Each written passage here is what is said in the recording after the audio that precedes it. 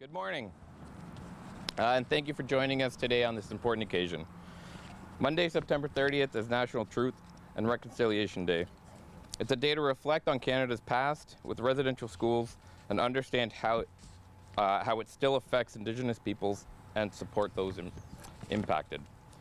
Today we honor survivors of residential schools and their communities, keeping the history alive as part of our reconciliation efforts. Truth and reconciliation are more than just words. They guide us in creating a better future. This day is about listening, learning, and understanding the experiences of Indigenous communities, appreciating their cultures, and recognizing their strength. Thanks again for being here, and I'd like to pass it over to Lord Mayor Zalepa to provide the land acknowledgement. Thank you, Jay. Good morning, everybody, and pardon my back. Good morning, and we begin this ceremony by acknowledging that the land in which we gather is the traditionally highly significant spiritual place of the Anishinaabe and the Haudenosaunee peoples, many of whom continue to live and work here today. This traditional gathering place is covered by the Upper Canada Treaty and is within the land protected by the Dish with One Spoon Wampum Agreement. Today, this gathering place is home to many First Nations, Métis, and Inuit peoples, and acknowledging reminds us that our great standard of living is directly related to the resources and friendship of the Indigenous peoples. We recognize our responsibility to the past and future, and the rights and needs of both individuals and the community. I would like to welcome everybody here to listen to the Strong Water Singers in honor of the Truth and Reconciliation Day. It started 11 years ago from Phyllis Webstead. When she went to school, her grandmother had given her an orange shirt to wear, and because it didn't fit the school protocol, her shirt was taken away from her. So we give honor and thanks to her. September 30th, 2024 should be a time of learning, reflecting, and healing as we honor our Native children and remember those who didn't make it home. Everyone should recognize this day for the significant and maximize their understanding of what this day really means. The legacy of the residential schools in the past has contributed to many of our social problems in our communities that continue to still exist in many ways. It has taken extraordinary courage for thousands of our Native people to come forward and share their experiences in these residential schools. They have come forward publicly to speak on the abuse they suffered in these institutions. It is a testimony of their resilience as an individual and to help strengthen their culture teachings. At the same time, we have to do a moment of silence for those who did not return home. Students who are not with us today, they are dead and never given the chance to reconcile with their family and community. Survivors at the residential schools have been working on recovering from this sad chapter in history. I believe it is time that the world is to settle down the wrongdoings to these Native children. It can prove in today's modern day that society can correct the mistakes of the past. I believe we should be very proud to be a First Nation people, and we should be treated as an equal to participate in the provinces and in our country. We hope as First Nations people to one day govern ourselves by our own institutions. We will be allowed to make our own mistakes and rejoice in our own victories and be able to stand on our feet once again. Self-reliance, personal responsibilities, and modern education is one way to move forward. Learning our language, restoring our cultural values, and being able to express ourselves in our art forms.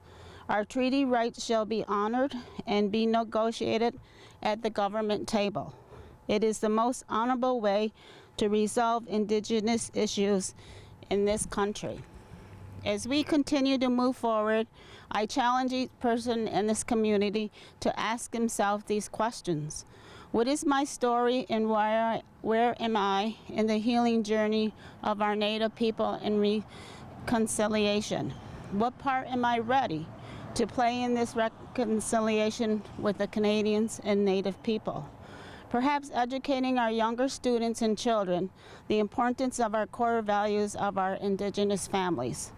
It was not the Christians who did this. It was the people who were hired by the institutions and the government. We have educated young people the importance of family, community values, and teaching to live in harmony. These are part of our Indigenous life and a way of knowing who we are.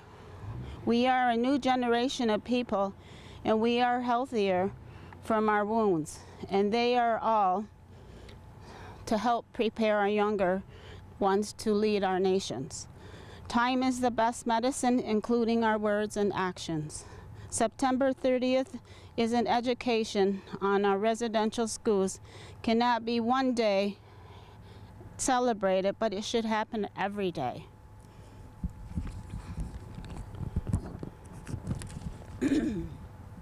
Teachers need to take action for the students to share what they learned today and go home and share it with other children, their family, and their friends. Our Native communities, we need to continue to do our part in spiritual teachings of love from the depths of our heart, and to keep the wounds of the past. September 30th marks the beginning of the end. It should be a day of reflection, the day we have conversations about generation effects and how they affected our Native people. For those who have healed, they have hope. They need to demonstrate that hope through actions and understanding. Have compassion to each other who are still struggling with trauma from the past. Thank you very much. Today we are going to sing, our first song is called Wildflowers, and it's a song that was written by one of our, not one of our Native women in our group, but in our Native communities. And it reflects on the children who were fleeing into the woods when the government agencies would come into their home to take them away. The mothers would tell their children to go hide in the woods. And when they were hiding in the woods and playing during the day, they helped spread the wildflowers. And the wildflowers flourished in the earlier days. And as slowly as our Indigenous students were taken from their home, there was less children in the woods playing. So the wildflowers did not exist. And it's very important because my mother experienced the same effect as the song does, because her father died when he was 40. He was working in the power authority, doing the mining, and he was working in the tunnels, and he had a massive heart attack, and he was like in his late 40s, and here him and my grandmother had 12 children. So in our community, there was always a black sedan that would come into our Native community to always, I don't know if they just came to check on her, but they checked on the community. And so to protect her children, every day she would prepare them lunch. She would leave it on the wood stove, and when they got word that this lady was in a community, the children would grab their lunch and they would go outside and play along our escarpment. And so this song reflects quietly. It starts out quietly because the mother is telling the children quietly, hurry, hurry, hurry, go to the woods. And then when the person is not around anymore, then she would yell for the children to come home. So this is how our song is sung, and I hope you enjoy it.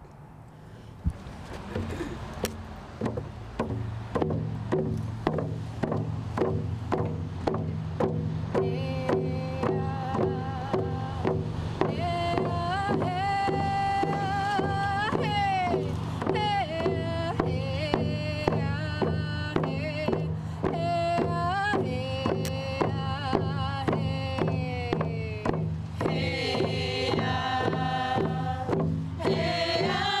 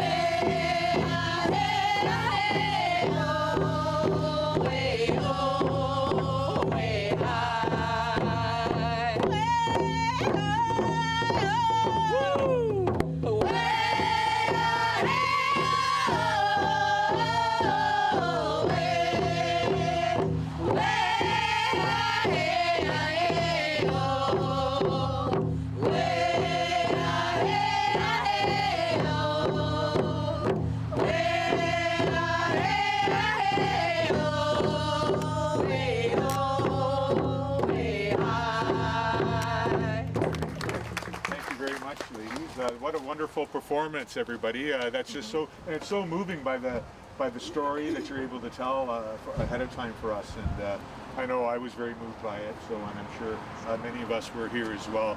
I want to start by a couple of comments, if that's okay. First, I'd like to just welcome everybody.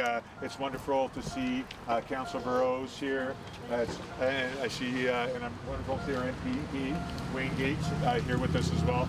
And members from our community, from the Niagara Native Centre, and all our staff. And I really just want to thank the staff involved for helping work with the Strong Water Singers and the community to make this happen. I think it's very important. I'm looking forward to our walk afterwards to reflect on everything. And today is a significant day for Canada. It's the 4th National Day of Truth and Reconciliation. And in collaboration with Indigenous peoples, the federal government was called upon to create a statutory holiday in response to the Truth and Reconciliation Commission's calls to action. This day is meant to honor survivors of residential schools and ensure that we remember their story. Today is about honoring the children, and I will cherish this. I really thank you, Mary, for that. The children who are lost and the survivors, along with their families and their communities. It's time for us to come together and reflect on this painful past and work towards a better future. As we gather, it is important to acknowledge the lasting impacts of the residential school system. We must work to build relationships with Indigenous communities and create a fair, more just society. Remembering this history is the key to moving forward with reconciliation. Within the organization of the town, we have implemented advancing truth and reconciliation efforts within Council's strategic plan and have action items to help us achieve these efforts. Council and the staff in the town want to foster a culture that's inclusive of the past, the present, and the future. Council approved on September 30th the date for staff to be off, and encouraging cultural awareness and allowing employees to reflect, learn, and participate in events that are related to Indigenous history and the impacts of colonialism. This day off also promotes mental health and mindfulness, offering space for quiet reflection while fostering an inclusive and socially responsible workplace that values diversity and supports important national movements towards equality. So it's our hope that this day inspires us all to keep working together towards justice, healing, and unity, not just this day, but every day. And it's my belief that together, that we can really all make a difference. So thank you very much, and now we'll proceed to raise and lower the flags. The town of Niagara-on-the-Lake recognizes the importance of learning about Indigenous peoples past and present in Canada. We are dedicated to creating a space for Indigenous voices within the corporation and in the community. Niagara-on-the-Lake has a significant Indigenous history, and I encourage everyone to learn more about it. You can visit the Landscape of Nations to learn more. It's an interactive experience, and I believe that everyone should take a walk and learn more. Now let's raise and lower the Truth and Reconciliation flag today, and do so in remembrance of the past and with a promise to work together for a better future. Use this one? Sure. I'll use this one. You can do that one? Yep.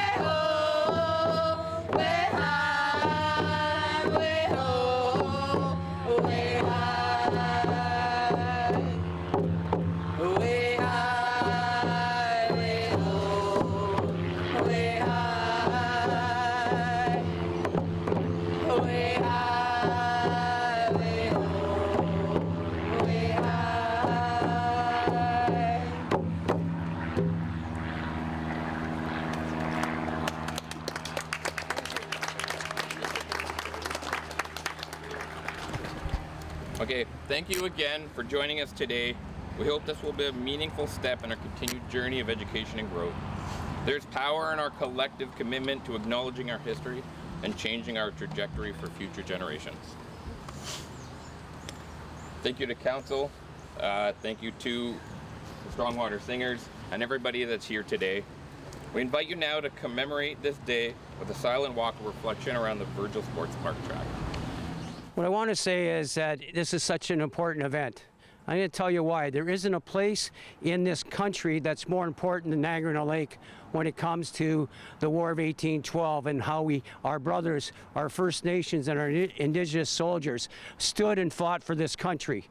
And what happened is we were ended up to have a country that is relatively free, outside truth and conciliation, those type of things. But I want to say to the council, federally, they have a day to reflect, a day to make awareness of Indigenous issues. Because right here in our country, right here in our province, we still have 6 nations, which is just up the road, 18 years of a water advisory where they can't drink the water. We have up north where we have children and young women being raped and murdered still in this country. It's wrong. But how do we fix it? We fix it by coming together and becoming one and saying this is wrong in this country, it's wrong in this province. So I want to say to the council, and this is important, this council has decided to say Monday, like the federal counterpart politicians are saying, it's a day to reflect, it's a day not to come to work, it's a day to participate in walks right across the province. I'm saying to the rest of it, the province should do the same thing as the federal government, the same thing as the Niagara-Lake Council has done, and give you the day off so you can educate your kids, go on walks, find out exactly what we have to do when it comes to First Nations and our Indigenous brothers and sisters. So I want to say to this council, thank you for being a leader, but thank you for doing it because this particular town has an incredible history with our First Nations. So I want to say to the council, when you go back to council a few days from now, make sure you say thank you to your councilor for making the right decision, because it is the right decision what you did. And thank you for allowing me to participate today and always inviting me to the ceremony. And to the singers, thank you very much for being here. You do a wonderful job everywhere I see you perform. So thank you very much for having me say a few words. Thank you.